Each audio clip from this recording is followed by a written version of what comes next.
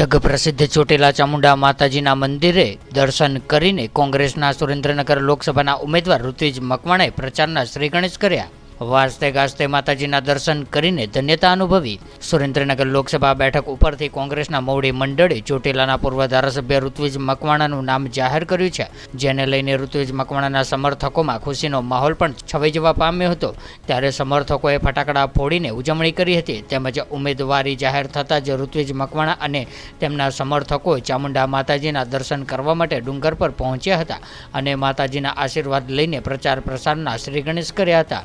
માતાજીના દર્શને આવેલા ઋત્વિજ મકવાણાએ જણાવ્યું હતું કે સુરેન્દ્રનગરમાં લોકોને પાણીની તકલીફ છે, મીઠાના અગરિયાઓને પણ મુશ્કેલી પડે છે, ઉપરાંત ખનીજની લીજ કાયદેસર મળે તે માટેના તમામ પ્રયાસો રહેશે। મતદારોને અપીલ કરતા તેમણે કહ્યું હતું કે તેમના પરિવાર પર લોકોને ભરોસો ક્યારેય તૂટશે નહીં। આ વખતે લોકસભાની ચૂંટણીમાં લોકોનો સાથ સહકાર મળશે તેવી તેમણે આશા વ્યક્ત કરી હતી।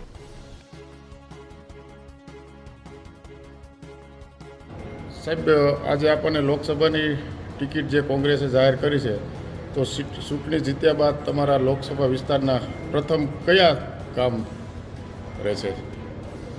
સુરેન્દ્રનગર લોકસભા મત વિસ્તારમાં સૌથી વધારે પીવાના પાણીનો અને ખેતીવાડીના પાણીના અસમાન વહેંચણીના પ્રશ્નો છે। સૌથી પહેલી ઝુંબેશ એ સરકાર દ્વારા ભેદભાવભરી રીતે જે રીતે પાણીનું વિતરણ કરવામાં આવે છે, એ વિતરણ ભેદભાવભરી નીતિના બદલે તમામને સમાન ધોરણે પાણી મળે, અધિકાર પ્રમાણે પાણી મળે, એના માટેની લડત લડીશું। એની સાથે સાથે ખનિજના નિયમોની વિસંગતતાઓને કારણે આ વિસ્તારમાં ખનિજ વ્યવસ્થા સાથે સંકળાયેલા લોકોને ખૂબ જ મુશ્કેલી પડી રહી છે અને વહીવટી તંત્રનો દુરુપયોગ કરી અને ખનિજ વ્યવસાય સાથે સંકળાયેલા લોકોને ખૂબ જ હેરાન પરેશાન કરી અને એ લોકોને દબાવવાનો પ્રયત્ન કરવામાં આવી રહ્યો છે। તો એના માટે પણ નિયમોની વિસંગતતા દૂર થાય અને વ્યવસાય પણ સારી રીતે થઈ શકે, એના માટે પણ પૂરતા પ્રયત્નો અને યોગ્ય પ્લેટફોર્મ ઉપર તમામ પ્રકારની રજૂઆતો કરીશું। આ વિસ્તારમાં મીઠાના અગરો છે, તો મીઠાના અગરિયાઓને પણ ખૂબ જ મુશ્કેલીનો સામનો કરવો પડી રહ્યો છે। એવી જ રીતે આ મત વિસ્તાર ખૂબ જ બહોળો હોવાથી મારુતિના ઉદ્યોગ જેવા ઉદ્યોગો પણ આ મત વિસ્તારમાં છે, ત્યાં સ્થાનિક રોજગારીના પ્રશ્નો છે। તો બીજી બાજુ ધોલેરા સરના નામે વિશ્વ આખાને આંજી દેવામાં આવ્યું છે, પણ ત્યાં સ્થળ ઉપર કોઈ કામગીરી કરવામાં આવી રહી નથી। તો ધોલેરા મત વિસ્તારની અંદર પણ ત્યાં સરની કામગીરી થાય અને સ્થાનિક લોકોને વધુમાં વધુ રોજગારી મળે, એના માટેના પ્રયત્નો કરીશું। ખૂબ જ બહોળા પ્રમાણમાં વેપારી વર્ગ આ વિસ્તારમાં રહે છે અને જીએસટીના કારણે એ લોકોએ પણ ખૂબ ભોગવું છે અને હજી પણ ઘણી બધી મુશ્કેલીઓ પડી રહી છે। તો જીએસટી માટે પણ એ લોકોની જે કાંઈ રજૂઆતો હશે એને યોગ્ય પ્લેટફોર્મ ઉપર રજૂઆત કરીશું અને એના નિરાકરણ માટેના તમામ પ્રયત્નો કરીશું।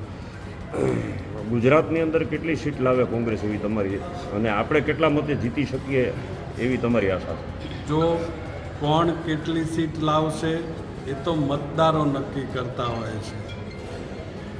બીજી રાજકીય પાર્ટીઓની જેમ અથવા ભારતીય જનતા પાર્ટીની જેમ આટલામાંથી આટલી સીટ આવશે એ તો માત્ર એ જ લોકો કહી શકે જેને પોતાની ઉપર ભરોસો હોય કે ના, અમે તંત્રની અંદર ગડબડ કરીને કે ઈવીએમની અંદર ગડબડ કરીને આ પરિણામ સુધી પહોંચી શકીશું, એવી પાર્ટી જ આવો દાવો કરી શકે।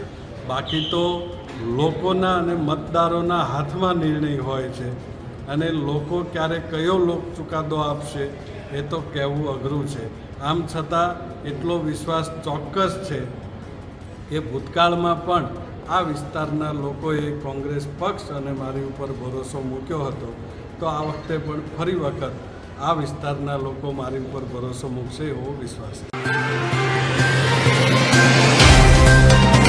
तो व्हाट्सएप, ट्विटर, फेसबुक, इंस्टा जहाँ भी आपका अकाउंट है, इसे शेयर बटन के द्वारा वहाँ पर शेयर करें।